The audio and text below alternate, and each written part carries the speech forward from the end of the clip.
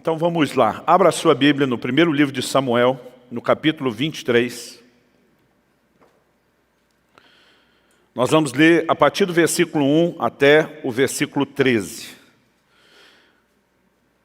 Lembrando, enquanto você localiza, nesse mês do Mova-se, estamos procurando instruir, inspirar, encorajar a igreja a entender a importância do serviço e de focar não apenas em si mesmo, mas também nos outros.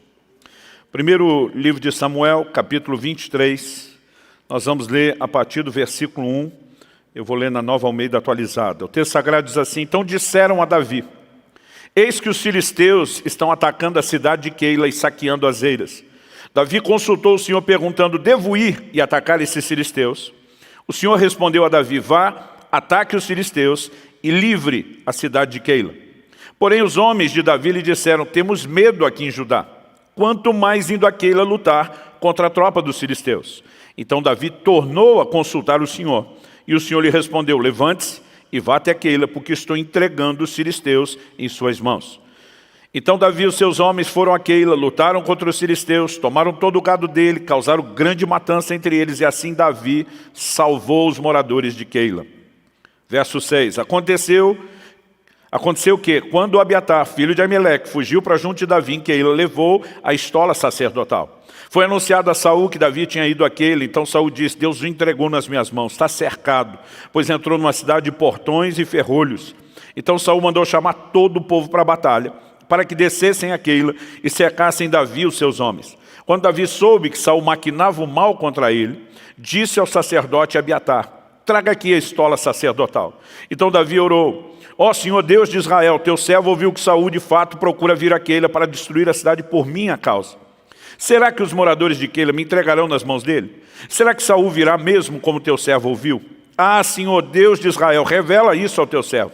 E o Senhor lhe disse: ele virá. Então Davi perguntou: e será que os moradores de Keila me entregarão juntamente com os meus servos nas mãos de Saul? O Senhor respondeu: entregarão. Então Davi e os seus homens, que eram uns 600, saíram de Keila e se foram sem rumo certo.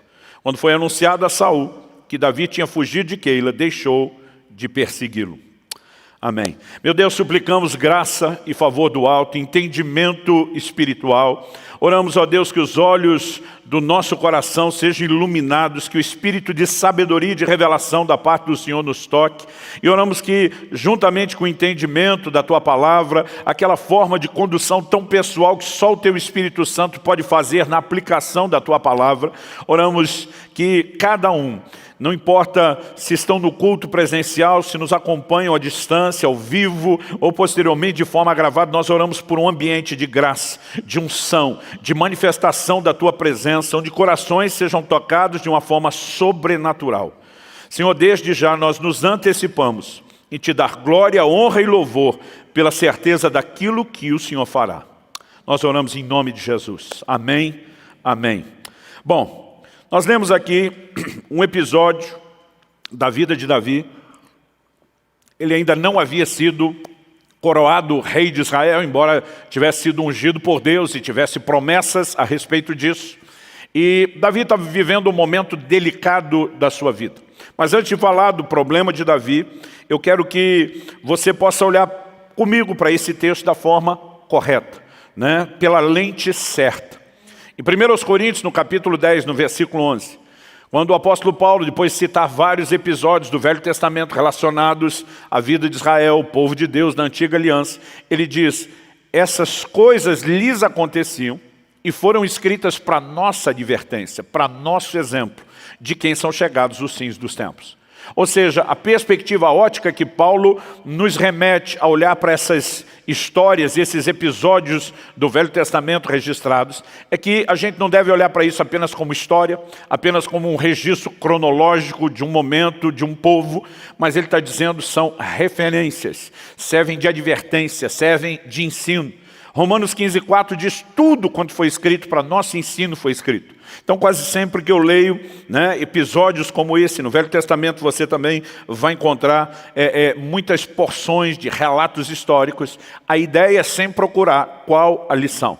E lógico que muita coisa pode sair daqui, né? Eu não tenho tempo para falar nem de tudo aquilo que eu percebi, mas eu tenho certeza que eu e ninguém tem a capacidade de perceber tudo numa palavra que é tão viva, que se renova, né? E dentre esses recursos ilimitados que nós podemos acessar em textos como esse, eu quero tirar algo específico que tem mexido, falado ao meu coração há muito tempo.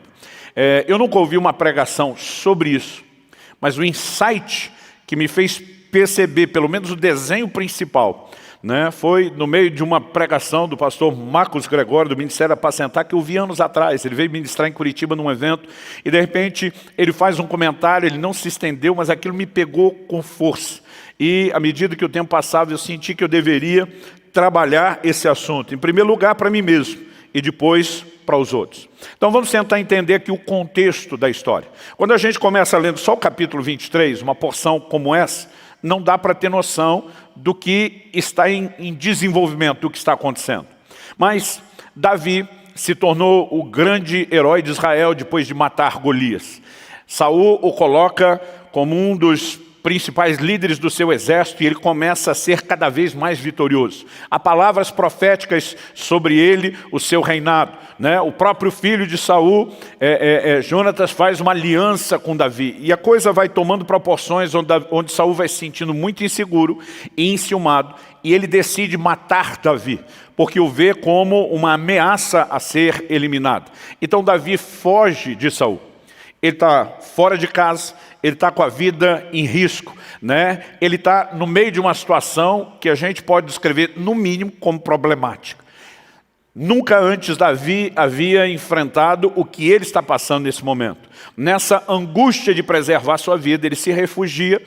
Capítulo 22 fala que ele se refugia na caverna de Adulão. E enquanto Davi está ali, a Bíblia diz que começaram a vir e unir-se a ele muitos homens. No início a Bíblia fala de 400 homens. No final desse relato nós já vemos que a conta está em 600 homens. Mas a Bíblia diz que uniram-se a Davi os amargurados de espírito, os endividados, os levianos. Em outras palavras, era tudo gente com problema. Eu não sei se houve uma identificação, Davi está fugindo dos seus problemas, nós estamos fugindo do nosso. Eu não sei exatamente o que levou esses homens a procurar Davi, mas agora nós temos um bando de gente com problemas pessoais. E é nesse contexto que Davi toma conhecimento de que os filisteus estão prestes a invadir e atacar a cidade de Keila, que era uma cidade de Israel. Os filisteus, né, faziam fronteira com o território de Israel e eram inimigos do povo. Quando Davi vê esse cenário de um problema que não é dele, que é dos outros, a primeira reação dele é de proatividade. A princípio Deus não falou nada, e nós vimos logo no início que quando Davi fica sabendo disso, ele vai consultar o Senhor. Ele pergunta, eu devo ir e atacar os filisteus? Em outras palavras, ele está dizendo, eu devo me envolver no problema dos outros para ajudá-los.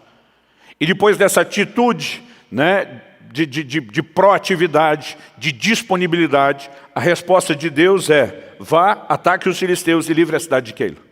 Então agora Davi, além do entendimento correto, né, além de um coração que não ficou ali apenas lamentando seu próprio problema, mas tinha a disposição de servir outros, ele agora tem uma palavra de Deus. Então ele volta para os seus homens. Eu fico tentando imaginar Davi com a palavra de Deus. O camarada já tinha unção para a guerra, já gostava desse negócio, mas agora ele tem um comando de Deus. Imagina ele chegando e tentando mobilizar aquele grupo. Bora galera, vamos lá, vamos cair para cima dos filisteus, vamos livrar os nossos irmãos que estão com problema. Mas a reação deles no verso 3 eles disseram exatamente o seguinte, temos medo aqui em Judá. O que era a ideia do medo? Nós já estamos fugindo dos nossos problemas. Agora que nós nos unimos com você e o Saul está te caçando, nós podemos eventualmente ter que lutar por causa de você. Em outras palavras, ele estava dizendo, nós temos medo de uma guerra que não é totalmente certa, e você quer antecipar e nos jogar para uma guerra certa. Eu não sei qual foi o nível de discussão, mas eles devem ter sido tão convincentes que o verso 4 diz que Davi tornou a consultar o Senhor. Isso tornou a consultar, não é dizer, na minha opinião, imagino que com o conhecimento de Deus que Davi tinha, jamais ele diria, Deus, o senhor tem certeza? O senhor não mudou de ideia? Não seria isso. Mas acredito que é aquela coisa, eu realmente ouvi Deus, eu realmente tive um comando e uma direção de Deus, eu realmente estou na direção certa, porque sozinho eu não liberto aquela cidade, meus homens não querem se levantar para lutar, e ele vai consultar o Senhor, e de novo, Deus diz, levante-se, vá até Keila, né? A primeira palavra é só, ataque os filisteus e livre a cidade. Na segunda, o Senhor fala com clareza, eu estou entregando os filisteus. Em outras palavras, não tem o menor risco dessa missão não funcionar. Agora Davi, com uma convicção renovada, mobiliza os seus homens, eles vão, livram a cidade de Keila. E Davi, né, ao cumprir esse propósito, nos ensina uma lição. Qual é a lição? Né? O tema da minha mensagem hoje é servindo outros, mesmo com problemas. Os problemas pessoais de Davi e os seus homens não eram para Deus uma desculpa, uma justificativa para que eles não servissem outras pessoas. E algo que eu e você precisamos entender quando olhamos a mentalidade de serviço que a palavra de Deus procura estabelecer no meu e no seu coração, é que servir outros, servir e cumprir o propósito de Deus, não depende de eu e você necessariamente estarmos confortáveis em boas situações. É lógico que há algumas poucas exceções, eu não quero gastar tempo falando disso, que justificam a interrupção, alguém parar por um tempo o serviço e o ministério. Uma delas é que quando alguém peca e precisa de restauração, né, isso justifica uma parada. Não necessariamente uma parada permanente, uma interrupção definitiva, mas o tempo necessário para que se trate, para que seja restaurado, para que volte a ganhar credibilidade. Um outro assunto que eu sempre trabalhei com os nossos pastores é a família é o nosso maior valor depois de Deus.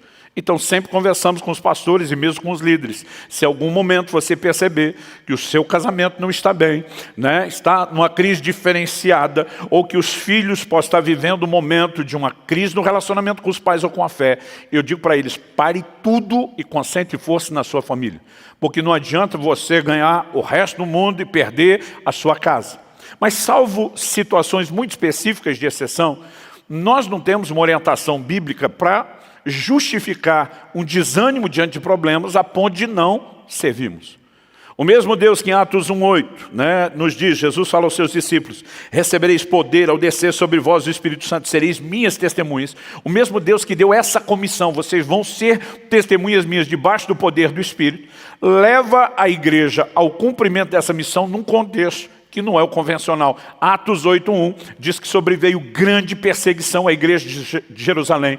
A Bíblia diz que todos, exceto os apóstolos, era uma igreja de milhares e milhares e milhares de pessoas. A Bíblia diz todos, exceto os apóstolos, foram dispersos. A turma correu para salvar o couro. A situação estava tensa, estava difícil. Só que a Bíblia diz que enquanto eles fugiam da perseguição, por onde passavam, eles pregavam o Evangelho, e dessa forma o Evangelho começa a se afastar, se espalhar para além de Jerusalém, né, e circunvizinhanças. Então, olhando para as Escrituras, nós percebemos um Deus que não vai esperar tudo estar resolvido na minha e na sua vida, para então nos convocar para fazer alguma coisa por Ele. Até porque a maioria de nós nunca estará nesse lugar, onde não tem mais com o que se preocupar. Pastor, o senhor está querendo dizer que eu não vou vencer minhas crises? Claro que não, você vai vencê-las. Mas quando você vencer as primeiras, já tem outra na fila esperando para chegar. E quando você vencê-las, a fila é grande. Então, nós vamos viver dimensões de lutas, de adversidades, em várias, né, situações, aspectos, perspectivas diferentes. E isso não deveria nos paralisar. E a primeira coisa que eu quero destacar dentro dessa visão é que nós temos exemplos bíblicos recorrentes de gente servindo outros mesmo com problema, porque esse é o padrão de Deus. Em Gálatas 4, nos versículos 13 e 14, Paulo diz para esses irmãos da Galácia, vocês sabem que a primeira vez que eu vos preguei o Evangelho foi por causa de uma enfermidade na carne. Acredita-se que a Galácia não estava na rota da viagem missionária. Mas como Paulo em outro momento vai se referir a Lucas, um dos membros daquela equipe missionária, como o médico amado, então o evangelista, que também era médico, provavelmente deve ter percebido, Paulo, sua situação é séria, nós precisamos de uma interrupção, nós precisamos cuidar de você. E enquanto Paulo interrompe a viagem para tratar da sua enfermidade, ele percebe que ali, onde ele está tratando da sua enfermidade, ele podia servir aquelas pessoas. Em Atos, no capítulo 16, nós vemos Paulo e Silas, que depois de pregar o evangelho em Filipos, foram perseguidos, presos, açoitados. A Bíblia diz que eles estão na prisão, pendurados no tronco, mas além de orar e cantar louvores, na primeira oportunidade que surgem, eles pregam para o carcereiro os leva para casa, onde eles pregam para toda a família do carcereiro, todo mundo é salvo, e eles estão, mais uma vez, servindo outros, mesmo com problemas.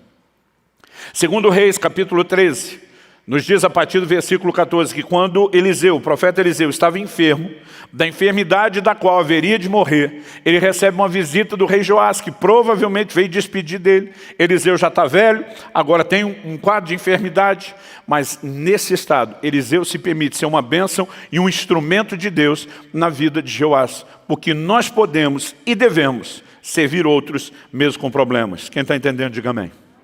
Eu quero que você dê uma olhada numa declaração de Paulo, que talvez nos ajude a entender por que Deus não isenta de enfrentar problemas aqueles que decidem servi-lo. E segundo aos Coríntios, no capítulo 1, eu queria que a gente lesse a partir do versículo 3. Segundo aos Coríntios 1, a partir do 3, Paulo diz: bendito seja o Deus e Pai de nosso Senhor Jesus Cristo, o Pai de misericórdias e Deus de toda consolação. Você pode repetir essa frase comigo? Diga: Pai de misericórdias e Deus de toda consolação.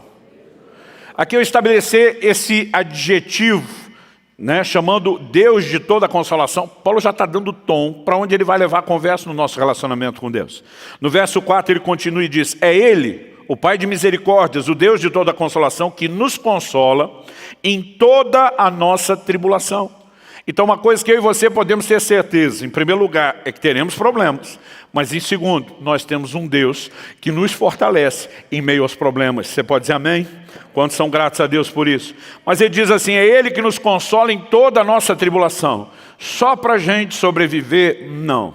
Nada do que Deus faz por mim e por você é para parar apenas na gente. Deus sempre tem segundas intenções quando ministra, quando toca, quando abençoa as nossas vidas, quando nos fortalece. Ele quer que a gente transborde aquilo que a gente recebe dele na vida de outras pessoas. Então Paulo termina o verso 4 dizendo o seguinte: para que pela consolação que nós mesmos recebemos de Deus, possamos consolar os que estiverem em qualquer espécie de tribulação. Uma das razões pelas quais Deus não vai isentar quem o serve de enfrentar problemas é porque é justamente a capacidade dessas pessoas de vencer os próprios problemas, recebendo de Deus consolação sobrenatural, que vai dar não só autoridade para quando ele está diante de outras pessoas, dando um testemunho dizendo: funcionou primeiro na minha vida. Nós precisamos, de fato, carregar esse nível de autoridade. Uma das razões pela qual Kelly e eu esperamos tantos anos antes de escrever e publicar primeiro um livro sobre família e casamento, e depois mais ainda alguns anos sobre os filhos, é porque a gente queria ter uma história que pudesse ser sustentada diante dos outros, dizendo: nós sabemos o que nós estamos falando, nós vivemos isso. Depois de 25 anos de casado, eu olho para pessoas que pelo menos têm o tempo de casado que eu tenho para baixo e digo: funciona. Quando você anda nos princípios de Deus, funciona, a prova está aqui. Quando falamos a respeito dos filhos, a gente diz: funciona, a prova está aqui. Mas quando você vai consolar alguém que enfrenta problema, você consegue imaginar a crise dessa pessoa, se ela vivendo o perrengue dela, qualquer que seja o nível, ela está diante de alguém que nunca passou por isso. Eu acredito que se ela não chegasse à conclusão: ele não me entende, no mínimo ela pensaria: é injusto. Mas Deus permite que eu e você passemos por situações difíceis, para que Ele possa fazer algo por nós e para que isso nos dê autoridade de transbordar na vida de outros. Então, é quando você vence os conflitos do seu matrimônio que isso te autoriza a ajudar outros a vencerem. É quando você supera os desafios na criação de filhos que isso te ajuda em relação a outros. É quando você enfrentou tempestades materiais e financeiras, enfrentou por um lado privação, mas por outro provisão, que isso vai te dando bagagem para que você possa ministrar outros. Então, aquilo que muitas vezes a gente quer usar como desculpa para parar o serviço, Deus está dizendo: é isso que te capacita para servir melhor. Mas vamos continuar a leitura de Paulo, porque ele vai falar coisas aqui importantes. Verso 5. Porque assim como transbordam sobre nós os sofrimentos de Cristo, assim também por meio de Cristo transborda o nosso consolo. No verso 7, ele diz o seguinte: A nossa esperança em relação a vocês é sólida, sabendo que assim como vocês são participantes dos sofrimentos, assim também serão participantes da consolação. Se é uma garantia que nós vamos ter problema, e o próprio Jesus prometeu, no mundo tereis aflições. Por outro lado, há uma garantia de que em meio às aflições, nós não estaremos sozinhos, abandonados e nem vendidos à derrota. O mesmo Jesus que diz, tenham bom ânimo, eu venci o mundo, que 1 João 5 diz, todo aquele que é nascido de Deus vence o mundo, e essa é a vitória que vence o mundo, é a nossa fé. Ele nos garante que assim como é certo o sofrimento, é certo a consolação. Então não importa o que venha pela frente, quando eu e você sabemos que não estamos sozinhos, que não fomos abandonados, nós podemos carregar essa esperança sólida que Paulo diz, haverá consolação sobrenatural. Agora, quem está falando isso não é alguém que não teve problema. Olha o que ele diz agora no verso seguinte, 8, porque não queremos, irmãos, que vocês fiquem sem saber que tipo de tribulação nos sobreveio na província da Ásia. Quando ele vai falar que tipo, eu, particularmente, acredito que ele não está dizendo, ele não está ameaçando contar o que aconteceu. Provavelmente isso já era bem conhecido deles. Quando o apóstolo Paulo diz que tipo, ele vai falar do impacto que essa tribulação teve sobre ele, sobre suas emoções. Olha o que ele diz. Foi algo acima das nossas forças, a ponto de perdermos a esperança até da própria vida. Observe que isso aqui não significa decidir tirar a vida. É muito importante que eu e você possamos ter um entendimento bíblico claro de que o suicídio não é solução, ele é uma sentença de condenação eterna. Paulo escreve aos Coríntios e diz, se alguém destruir o templo do Espírito, Deus o destruirá. O que significa Deus o destruirá? O cara já destruiu o corpo, o que é que subiu, o que é que sobrou para Deus destruir? O cara já destruiu a vida dele nessa esfera natural, biológica, o que é que sobrou para Deus destruir? Nós precisamos entender que o mesmo Deus, que estabeleceu a vida, que nos ensina a não tirar a vida, colocou limites para que eu e você nunca atravessemos. Ah, não, pastor, mas na Bíblia nós vamos ver uns homens de Deus desistindo de viver, mas nunca tirando a própria vida. Você vê Elias disse para o Senhor, melhor me é morrer do que viver. Tipo, resolve aí, que eu estou de mão atada, eu não posso. Você vê um Paulo dizendo, perdemos esperança. Agora isso significa desistência? Não. Ele está dizendo a carga era tão grande, o desânimo era tão grande, que a vida perdeu a graça. Mas olha o que ele diz, ele não para aí. No 9 ele diz, de fato tivemos em nós mesmos a sentença de morte. Essa sentença de morte não era uma condenação legal, mas ele perdeu completamente a perspectiva. Mas ele diz assim, tivemos em nós mesmos sentença de morte, para que não confiássemos em nós mesmos, e sim no Deus que ressuscita os mortos. Paulo está dizendo, quando passamos por situações difíceis, quando descobrimos as nossas limitações, quando percebemos a nossa insuficiência, a nossa incapacidade, só existe uma saída, é olhar para o Deus que pode, é reconhecer que nós não podemos. E ele diz, nós decidimos confiar no Deus que ressuscita os mortos. O que é que Paulo está dizendo? Se até o cara que já morreu pode ser ressuscitado por Deus, porque é o que está desanimado de viver não pode ser fortalecido.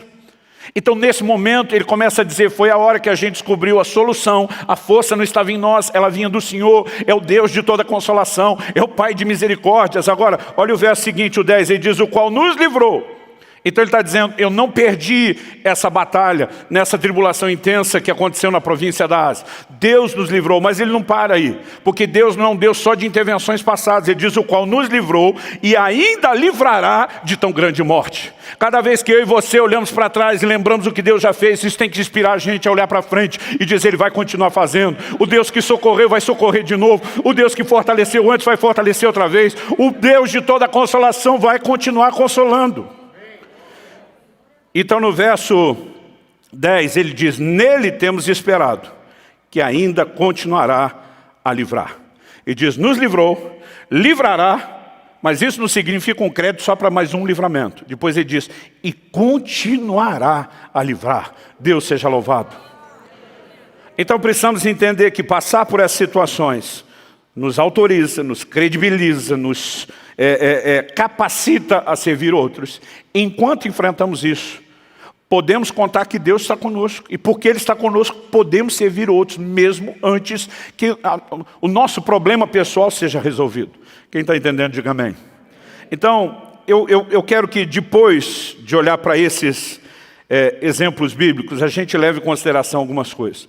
Não há nada na Bíblia, absolutamente nada, que surgir aqui, porque eu e você decidimos cooperar com Deus, servir os outros, nós estamos isentos. Mas o que a Bíblia garante é que mesmo não estando isentos e que teremos problemas pessoais, nós teremos a ajuda de Deus. Em Gálatas capítulo 6, versículo 9, o apóstolo diz: e não nos cansemos de fazer o bem, porque a seu tempo ceifaremos se não houvermos desfalecido. Pastor, fazer o bem cansa? Se não cansasse, não tinha uma instrução para isso. Um dia uma pessoa, eu citei o texto numa pregação, não falei muito, e no final o casal me procura e o marido pergunta: pastor, fazer o bem cansa? Eu falei: pergunte para a senhora ao seu lado. Eu falei: eu sei a dona de casa excelente que ela é, a boa esposa que é, pelo seu próprio testemunho, a boa mãe que ela é para os seus filhos. Agora, pergunte se ela cansa. Ela: porque fazer o bem cansa. E se cansa quando não tem problema, imagina quando tem. Agora, em 1 Coríntios 15, 58, esse texto aqui, desde as nossas primeiras reuniões de líderes no início da Alcance Curitiba, eu acredito que era um dos que eu mais citava quando a gente procurava mobilizar os irmãos ao serviço. O apóstolo Paulo diz assim: portanto, meus amados irmãos, sejam firmes, inabaláveis e sempre abundantes na obra do Senhor, sabendo que no Senhor o trabalho de vocês não é vão. Então eu dizia: gente, nós temos que ser, quando ele diz sempre abundante, o sempre é constância, não parar, mas o abundante é intensidade. Então eu dizia, nós temos que ter a constância e a intensidade, nós não podemos parar, né? O trabalho no Senhor não é vão, haverá recompensa um dia. E eu usava muito esse texto, mas uma coisa que por anos eu nunca enxerguei, por isso não falava, é que primeiro, antes de mandar ser sempre abundante na obra do Senhor, ele diz: sejam firmes e inabaláveis. Por que tem que ter firmeza? Por que tem que ser inabalável? Porque senão depois nós não vamos ser nem constantes e nem intensos no serviço do Senhor. Nós precisamos de firmeza para enfrentar os problemas e não deixar que eles nos abalem. Mas nós precisamos de firmeza para lidar com emoções. Porque acredite, nós teremos que enfrentar algumas emoções difíceis, né? Uma delas é às vezes aquele senso meio de injustiça: Senhor, eu estou me doando, cuidando do seu reino, cuidando das suas coisas, e parece que o Senhor não está cuidando das minhas.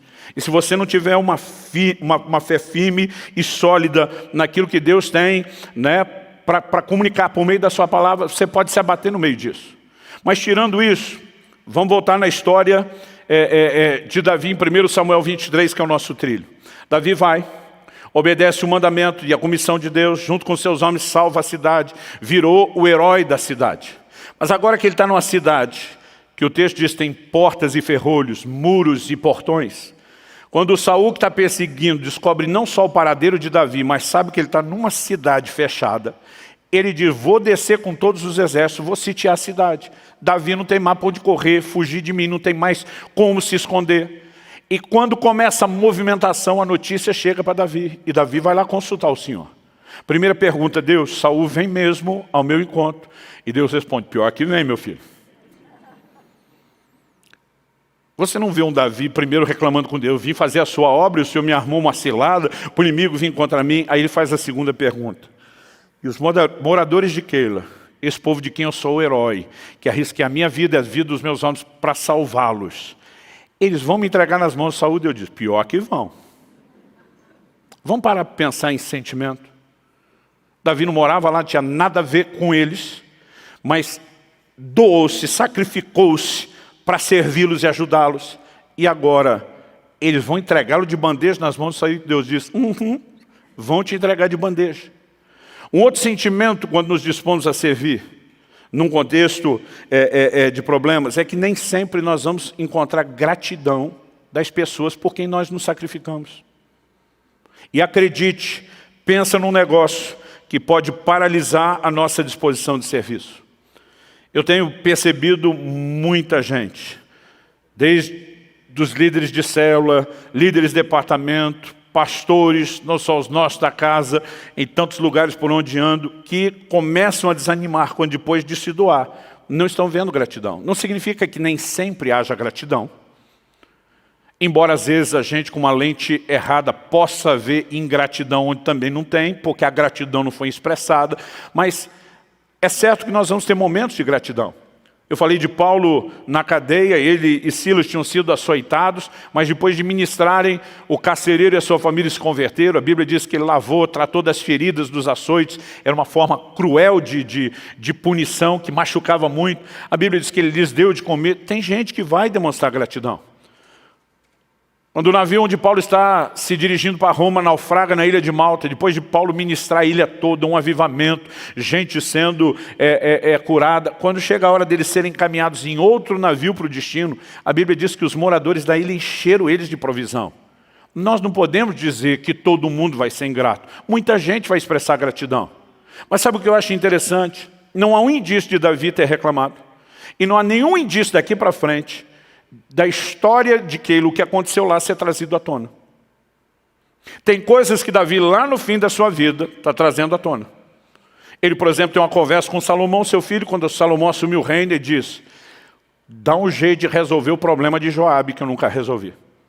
Joabe e seus irmãos tinham uma liderança forte. Davi, por mais forte que fosse na sua liderança, nunca ousou enfrentá-los. Agora ele está remoendo isso. Eu devia ter feito direito. Aquilo não aconteceu. Nós temos vários exemplos nesse sentido.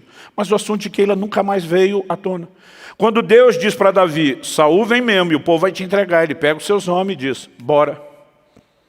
Isso na tradução da Bíblia, na linguagem de hoje, do pastor Luciano Subirá, né? Versão mais street, descolada, ele diz: bora. Saíram sem rumo, não tinha um plano B, não estava esperando aquilo. Mas qual é a mentalidade de Davi? Eu creio que Davi simplesmente consegue ser sensato a ponto de dizer: eu não fui livrar Keila porque os moradores de Keila me pediram. Eu não fiz isso por causa deles, embora eu tenha beneficiado eles. Por que Davi fez? Quem o comissionou a fazer foi o Senhor. Então Davi simplesmente entende: o Senhor me pediu, eu honrei o Senhor não é injusto, o Senhor vai dar rumo à minha vida, ainda que eu não tenha um plano. E ele simplesmente administra isso. Eu tenho visto muita gente parar por causa da dor dos outros não terem reconhecido, e eles esquecem para quem que eles estão fazendo. Embora as pessoas sejam beneficiadas pelo que fazemos, nós precisamos entender que o que fazemos é pelo Senhor. Semana passada mencionei o texto, quando Jesus diz: eu tive fome, vocês me deram de comer, tive sede, me deram de beber. Quando foi mesmo? Os caras vão olhar para ele e dizer: nem a gente lembra ter feito pelo Senhor disso. Quando vocês fizeram para um dos meus pequeninos, fizeram para mim. O Deus que nos comissionou disse: você está fazendo para mim. E o que eu e você precisamos ter em mente é que a nossa expectativa deve ser só em relação a Ele, não em relação aos outros. Outro dia alguém falou para mim: o ministério ingrato. Falei: negativo. As pessoas podem ser, o ministério não é. Ele falou: qual a diferença? Eu falei: eu te explico, mas vou explicar para você daqui a pouco. Deixa eu falar de um outro sentimento primeiro. Além de lidar com o sentimento de Deus está me fazendo servir os outros sem me poupar, isso pode aumentar o desânimo. Além de lidar com os sentimentos de talvez as pessoas que eu estou servindo no meio de um sacrifício grande dos meus problemas não vão ser gratos. Eu particularmente, depois de descobrir isso na minha vida, comecei a descobrir na de outros. Que às vezes nós ainda lidamos com o sentimento de uma aparente injustiça, porque Deus não é injusto. Que é o quê? É quando Deus te leva a servir alguém, resolver o problema do outro, quando o seu não foi resolvido. Então, os moradores de Keila têm um problema, tem um inimigo perseguindo eles. Davi vai lá, vence o inimigo, problema resolvido. Mas Davi ainda tem um inimigo perseguindo. O problema dele não está resolvido. Em Gênesis capítulo 20, verso 17, a Bíblia diz que Deus manda Abraão orar pelas mulheres da casa de Abimeleque, que eram estéreis, não podiam ter filho. A Bíblia diz que Abraão orou por elas e Deus abriu a madre e a mulherada toda pôde conceber. Agora o que é curioso é que a mulher de Abraão, Sara, mesmo tendo uma promessa de Deus, ainda não deu à luz a um filho e vai demorar muito tempo o milagre dela acontecer. E às vezes é um sentimento estranho você se ver sendo um instrumento de Deus para ajudar outros quando você não está com a sua situação resolvida. Eu já tive situações de Deus me levar a dar uma palavra para a gente que estava desanimado. E sobrenaturalmente eu vi aquela pessoa ser levantada. E quando eu saí daquele encontro, falei para Deus: ele está de pé, mas eu estou mais desanimado que ele. Já vi Deus me usando para dar palavra profética e anunciar a chegada de um milagre de provisão. Num camarada estava assim, numa situação financeira terrível. Terrível. E quando aquele negócio aconteceu, eu falei para Deus: mas o Senhor sabe que eu estou pior que ele. E muitas vezes vai dando esse sentimento de: o Senhor me usa a resolver o problema dos outros, mas não resolve o meu.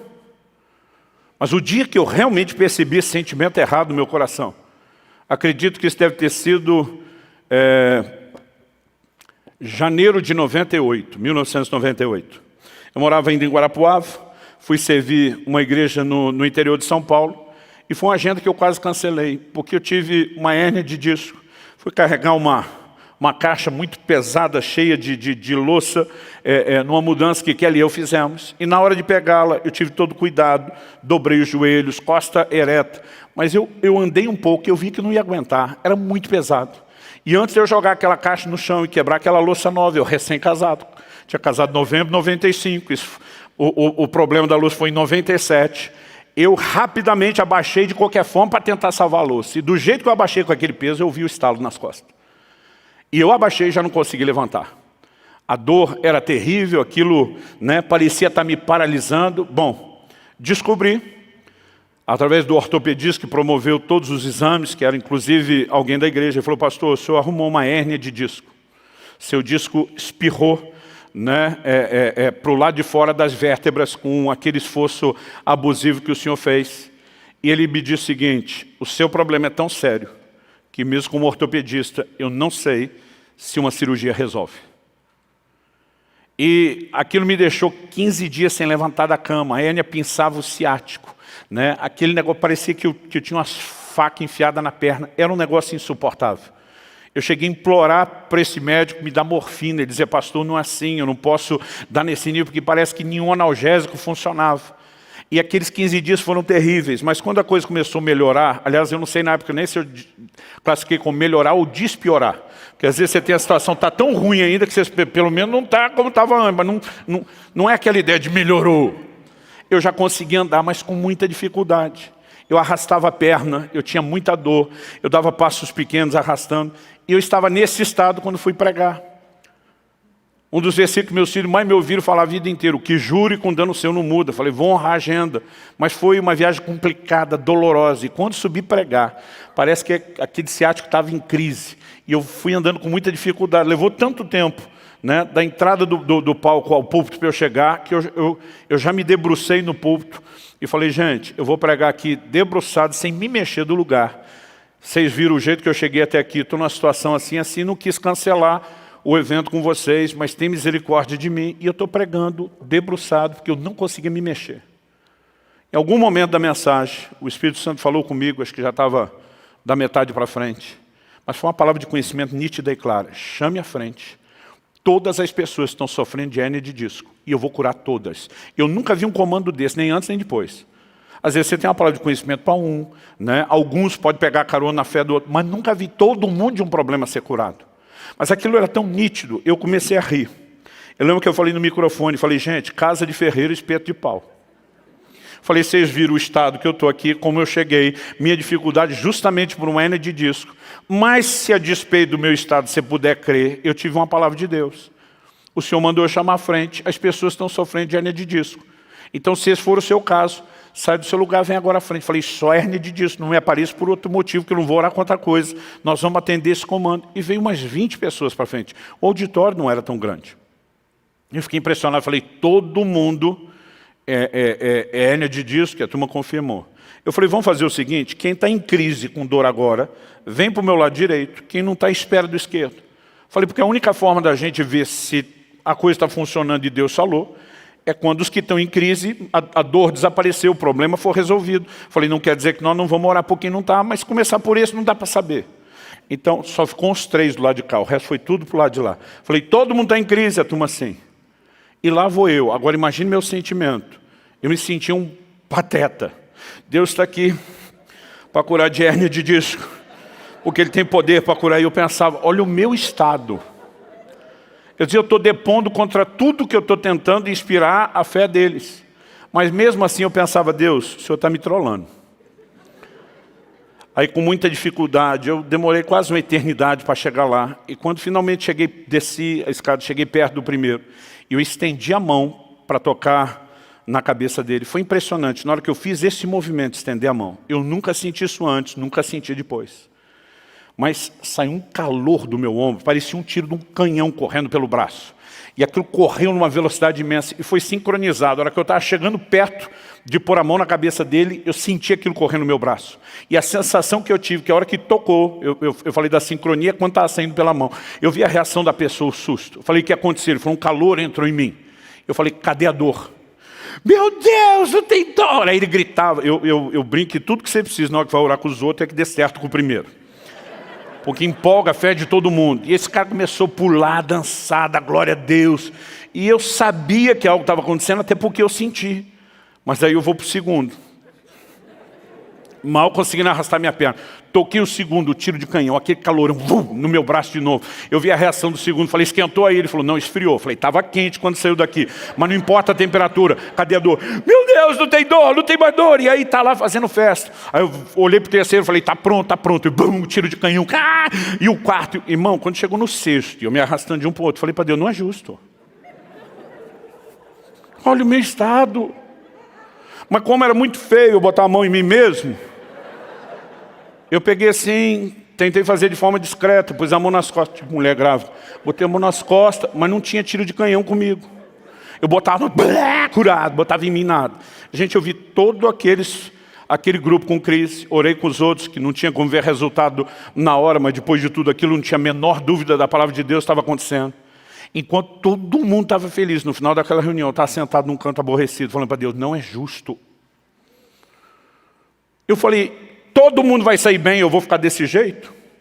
E o Espírito Santo diz, o propósito dos dons não é para que eles funcionem em benefício próprio, é para que você sirva aos outros.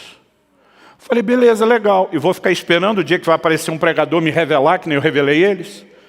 Eu lembro que o Espírito Santo falou, ou isso ou você use a sua fé. E, gente, mesmo sabendo muita coisa de fé e já tendo tido experiência, eu fiquei 6 meses enroscado naquela crise, mas eu orava todo dia, eu me posicionava até que um dia, finalmente, aquilo tudo desapareceu. Mas o ponto não é esse, era o sentimento. Eu, no meu coração, é lógico que a gente tenta não verbalizar. Eu aprendi 2 coisas muito básicas com meus pais quando criança. Você respeita pelo menos 2 tipos de gente, quem é mais velho que você e tem mais autoridade que você. E Deus é no mínimo os 2. Então não tinha coragem de falar, mas o sentimento vinha. E Deus não precisa que você fale. O salmista diz, a palavra ainda não me chegou à boca e tu já sabes. E dentro de mim eu estava dizendo, se me acusarem de falta de fé, eu recorro ao Supremo Tribunal Celestial. Eu dizia, eu parei tudo para dar a sua palavra, chamei o povo, desci para orar, porque acreditava que o Senhor ia fazer, como é que eu não tenho fé? Aí eu dizia, se falar que é falta de unção, recorro ao Supremo Tribunal Celestial. Eu senti o tiro do canhão, sabia que a unção estava lá. Aí eu dizia para Deus, tinha fé, tinha unção, mas não funcionou para mim. E o sentimento é aquele negócio, o Senhor faz para os outros, não faz para mim, e além de fazer para os outros, sem fazer para mim, em meu detrimento, que era para eu estar em casa, não era para eu estar sofrendo aqui. E muitas vezes, esse tipo de sentimento pode nos paralisar. Bom, eu quero encerrar chamando a sua atenção para algo específico. Eu creio que a capacidade de Davi de ter administrado aquela situação, de ter saído de lá, de ter dado um novo rumo à sua vida, ainda que a princípio ele não sabia, eu acredito que foi por causa de uma consciência. Qual era a consciência? Quem chamou Davi, como já falei antes, para fazer o que ele fez, não foram os moradores de Keila, não foram eles que foram pedir ajuda. Para Davi olhar agora, vocês me pediram, eu atendi, vocês me... Quem mandou foi o Senhor. Então o que é que Davi assimila? Quem é o responsável pela gratidão ou recompensa?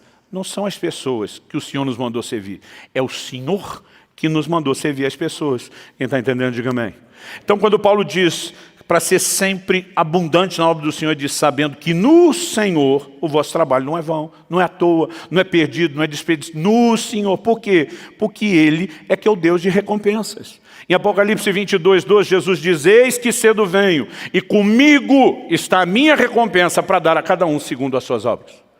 Então vamos voltar na conversa que eu deixei em aberto.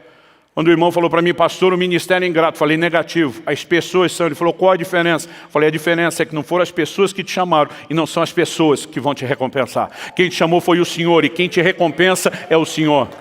Hebreus 6,10 diz, Deus não é injusto para se esquecer das vossas obras. Talvez as pessoas não lembrem o seu sacrifício, mas está tudo na cadernetinha. Cadernetinha, eu voltei no tempo, hein? Está tudo nos registros celestiais. Nada está passando desapercebido, nada ficará esquecido. E quando eu e você começamos a entender que a recompensa vem dele, é um dia diante dele que nós vamos estar. Esse momento, quando ele fala servo bom e fiel, não importa se os outros não reconheceram o seu nível de doação e entrega. O que importa é o sorriso de satisfação no rosto do Senhor. O que importa é o galardão que vai entregar. Mas deixa eu te dizer algo. Recompensa também não é só o dia final. Ali vai ser a recompensa das recompensas. Mas ao longo do caminho, eu e você podemos ter certeza de que há um Deus que nos socorre. Há um Deus que age nas nossas vidas. Mas deixa eu falar a respeito de algo que Deus está me incomodando a compartilhar. Logo nos primeiros anos, já faz muitos anos que Kelly e eu conhecemos a irmã Vilma Laudelino. Ela tem sido uma bênção para o corpo de Cristo. E por conta do testemunho dela, muitas portas se abriram para que ela compartilhasse o Evangelho em muitos países da América Latina. E logo no início do ministério ela falou, pastor, as viagens antigamente, e ela está me contando uma época que já não era como hoje, mas ela está falando de uma época ainda mais delicada do que a minha época. Hoje nós temos facilidades, logística de transporte aéreo, passagens muito mais baratas em relação ao que já foram. Mas muitas vezes quem saía para o ministério itinerante tinha que ficar muito tempo fora de casa. Sacrificava o convívio familiar. Dia desses, revendo a biografia de Billy Graham, eu fiquei impressionado porque ele ficava meses fora de casa. Eu durante 17 anos ficava em média 3 dias por semana, mas ia e vinha, ia e vinha. A única vez que eu fiquei muito tempo longe dos meus filhos numa viagem internacional foram 21 dias. Nós somos parte de uma geração que já não pagou o preço que algumas antes de nós pagaram. E ela diz, Luciano, depois de muito tempo, pregando em vários países, ela falou, eu estava numa viagem dentro de um ônibus. Pelo que eu entendi, posso estar errado nos detalhes, devia ser na cordilheira, lá no Chile. Ela diz, nevando lá de fora. E eu encostado, ela falou, eu devia ser talvez a única pessoa que daquele banco duplo do ônibus estava viajando sem ninguém do lado. Ela diz, eu olhava pela janela e eu estava muito desanimada, muito cansada de tudo, do trabalho, da dedicação, dos sacrifícios. E ela diz, era um desânimo insuportável, uma vontade de parar, uma vontade de dizer, Deus, eu não aguento, eu não suporto mais isso. Ela diz, e de repente alguém se sentou no banco ao lado. Foi diferente desses ônibus novos hoje, que as poltronas são separadas. Eu não sei quantos são, pelo menos da minha época ou para trás, que lembram daquele banco que era fixo, para dois sentarem juntos. Ela diz, quando a pessoa sentou do lado dela, o ter largado o peso do corpo chacoalhou o banco dela, não tinha como ela não perceber. Pelo movimento de alguém sentando, ela, embora estivesse virado pela janela, ela olha com o rabo do olho, com o canto do olho. E o que ela percebeu ali foi apenas um pedaço da perna e dos pés. E ela diz, essa figura que sentou do meu lado era muito estranha. Porque era um homem, dá para ver o pé e a perna masculina, mas ele usava um vestido. Ele usava uma sandália no pé, que não combinava com o inverno do lado de fora. Mas ela diz, eu estava tão focado no desânimo, que apesar daquilo ter chamado a atenção, não pensei muito. Ela diz, mas aquele homem se aproximou, chegou com a boca relativamente perto do ouvido para um contato de um estranho, e disse, minha filha, não desanime, não desista. Ele dizia, eu preciso de você. Eu preciso do seu serviço. E Vilma diz, Luciana, o sentimento dentro de mim era de raiva, de injustiça. Eu não tenho nem direito de sentir um desânimo e já sou pressionado. Ela diz, eu não sei quem é esse doido ainda metido a profeta que vem invadir o meu momento. O coração dela não estava aberto. Mas depois de ter falado aquilo, a pessoa levantou e saiu, e daqui a pouco caiu a ficha. Ela diz, meu Deus, como eu fui rude. Deus envia um profeta, pelo menos deve estar achando que é, para vestir desse jeito, falar comigo, e eu sequer dou um sorriso, uma reação. Então ela levanta, o ônibus está em movimento, não parou em nenhum momento. E ela começa a procurar, e ela vai e vem várias vezes no ônibus, não tem ninguém com aquelas características. E porque ela não acha a pessoa, ela está confusa, e ela pergunta para as pessoas em volta, onde está aquele homem que acabou de levantar aqui? Senhora, a senhora está viajando o tempo todo sozinha. Ela falou, eu sei, mas alguém sentou aqui e acabou de levantar. Ninguém se mexeu nesse ônibus há muito tempo. Pergunta para um para o outro. Ela diz, não, eu tenho certeza. Demorou para ela entender até que Deus falasse ao coração: eu estava ao seu lado. É por isso que ninguém tinha visto, é por isso que ninguém tinha percebido. E ela diz assim: Subirá, que vergonha. Eu já estava com vergonha de imaginar que eu tratei uma pessoa, um irmão em Cristo daquele jeito. E quando eu pensei na possibilidade de ainda ter reagido assim ao meu Senhor, ela falou: que vergonha. Mas a verdade, todos nós vamos lidar com alguns desses sentimentos. Eu falei: e aí? Qual o desfecho dessa história? Ela diz: o desfecho é que toda vez que eu estou cansada dos meus próprios problemas ou do sacrifício que a gente faz para aparentemente não ter retorno de ninguém, eu lembro daquela voz: não pare, não desanime, eu preciso de você, eu preciso do seu serviço. Eu não preciso ser profeta para saber que você tem enfrentado e passado por problemas, senão um tipo é outro. E como eu disse antes, a hora que resolver um, tem mais na fila. A treta é contínua, ela se renova. Mas algo que eu posso te dizer com toda certeza é que, se somos participantes do sofrimento, seremos da consolação. Há um Deus que não nos abandona, há um Deus que conta conosco, há um Deus que precisa de mim e de você. E já que estamos falando da recompensa, lembrar que a recompensa não é só o porvir. Há coisas que eu e você podemos experimentar agora, além do consolo do próprio Senhor. E há momentos onde Deus vai dizer: encara a dificuldade. Gente, nós precisamos entender que não é porque Deus nos dirigiu a fazer algo que nós não vamos ter problema. Em 1 Coríntios 16, 9, Paulo diz: uma porta grande e eficaz se me abriu no Senhor. Ele diz: mas há muitos adversários. Um dia eu li aqui e falei: ué, Deus abriu a porta, tem adversário? Porque a porta que Ele abre não significa que não haverá adversidade. Mas o que eu e você podemos ter certeza não é que porque Deus abriu a porta não tem problema. É que independente dos problemas que estejam do outro lado da porta, o Deus que nos abriu a porta não nos abandona. Há momentos onde o Senhor fala aos apóstolos: vão, preguem, não se calem, não tenham medo, estão sendo proibidos, estão sendo intimidados, estão sendo presos, estão sendo açoitados. Fala e não te cales. Em outras palavras, está dizendo: não tenha medo dos problemas, nem dos seus, quando eu te enviei para o ministério, nem dos que surgirão no ministério. Sirva os outros, mesmo com problemas. Agora a Bíblia diz que os amigos de Jó vêm com a intenção inicial, aparentemente, de consolá-lo, mas daqui a pouco eles estão acusando, dizendo que você tem que ter pecado. Nada disso aconteceria se você não tivesse culpa no cartório.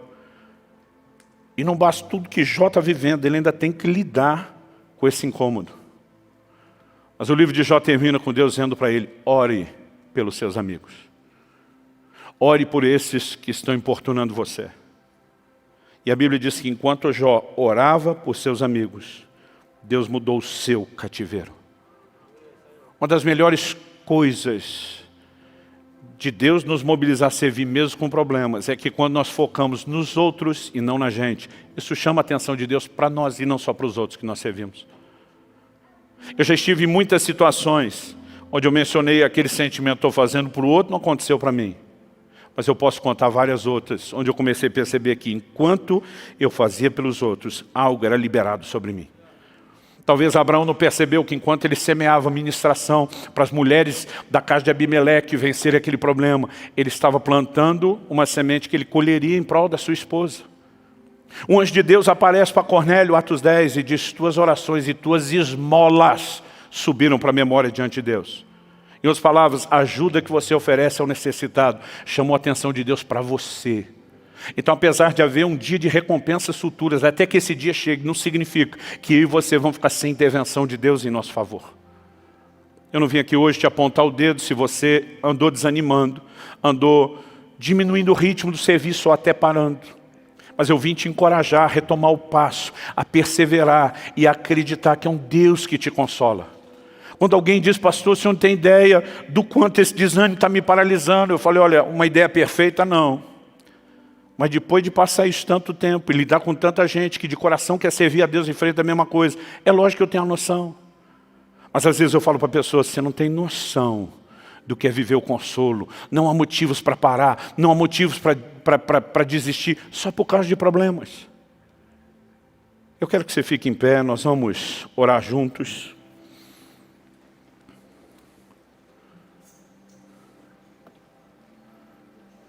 Se eu e você tivemos a certeza de que, como participamos dos problemas, participaremos da consolação. Em um momento específico, Paulo fala assim, do encontro dele com Tito, diz: Deus, que consola os abatidos, nos consolou com a vinda de Tito. Era um momento do ministério difícil. Mas sabe, Deus não está alheio ao meu e ao seu desânimo. Ele está pronto para intervir. Ele não necessariamente está esperando eu e você desanimar para nos julgar. Mas Ele quer alimentar, Ele quer fortalecer o nosso coração. Em Atos 13, Paulo e Barnabé vão pregando em várias cidades, ganhando pessoas, formando discípulos, organizando igrejas. Em Atos 14, quando eles voltam com uma mensagem em cada igreja. Vocês precisam perseverar. A Bíblia diz que eles voltaram animando os discípulos, dizendo: importa que por meio de muitas tribulações herdemos o reino de Deus. Não há um caminho para o reino de Deus que não seja pavimentado por dificuldades e problemas. Mas há um Deus que, em meio aos problemas, nos consola. Todo dia um cara falou: pastor, eu vim para Jesus achando que ele ia resolver meus problemas. E eu falei: agora você descobriu que depois de converter tem mais problema do que antes? Ele falou: aham. Aí ele olhou para mim e falou: qual a lógica? Qual o benefício disso? Eu falei: o benefício é que antes você tinha menos problema, mas não tinha solução. Agora você tem mais problema e tem solução. Eu falei: você vai fazer a conta só com o problema? Ou vai colocar a solução na equação? Ele: boa. Ele falou: todas as minhas queixas desapareceram nesse momento. Eu gostaria que nós tivéssemos um tempo de oração nesse momento. Não apenas nos expondo ao Deus de toda consolação, ao Pai de misericórdias, ao Deus que consola os abatidos. Mas onde você também pudesse avaliar: será que eu andei diminuindo o meu ritmo? Será que eu estou devagar, quase parando? Será que eu estacionei? Qual a razão pela qual fiz isso? Eu gostaria de te dar a oportunidade de, diante do Senhor, renovar a disposição no seu coração. Senhor, eu não vou me deixar abater. Não importa seu sentimento de injustiça, parece que eu estou com um problema, eu tenho que ajudar os outros, parece que o Senhor faz dos outros, não faz para mim, parece que os outros um pouquinho me dão, não agradece. É você lembrar: eu estou fazendo para o Senhor. O Senhor não só merece o meu serviço, mas ainda não é injusto para esquecer. Haverá um dia, quando eu e você estivermos diante dEle. Gente, eu sonho noite e dia com esse encontro. Onde o Senhor Jesus vai me dizer: servo bom e fiel, entra. E quando Ele falar isso, imagino talvez dando uma olhada para trás, no passado, na história. Talvez rapidamente relembrando grandes sacrifícios. E acredito que o único sentimento vai ser dizer: valeu a pena. Valeu a pena não ter parado, valeu a pena não ter desistido, valeu a pena não viver de forma egoísta em função de mim mesmo, mas servindo os outros. Que a gente possa levantar isso como um lema, não para esse mês, não para esse ano, mas como lema de vida: servindo outros, mesmo com problemas. Fala com Deus. Espírito Santo, a palavra foi lançada e comunicada, e nós te oramos por mais do que compreensão espiritual e aplicação personalizada. Eu oro pelo teu toque. Meu Deus, há um ambiente onde a tua graça parece ser tão palpável, onde a presença e o mover do teu Espírito parecem ser tão perceptíveis. Eu sei que isso não é apenas para os que estão aqui no culto presencial. Aqueles que nos assistem, Senhor, ao vivo e mesmo posteriormente a mensagem gravada, eu sei que esse ambiente está rodeando a vida e o coração deles. E eu oro por uma descarga do céu hoje. Que o Senhor levante os abatidos, que o Senhor se revele como Deus de toda consolação, o Pai de misericórdias. Pai, nós oramos por um santo combustível celestial turbinando a disposição dos meus irmãos e irmãs para te servir. Nós oramos por forças sobrenaturais, nós oramos por muito mais do que uma disposição humana ou uma decisão apenas natural. Nós oramos pela combinação entre essa resposta dos meus irmãos e irmãs com o favor, com o poder do Senhor envolvendo e ministrando os seus corações. Estende a tua mão, manifesta o teu favor. Fala com Deus do seu jeito, da sua maneira.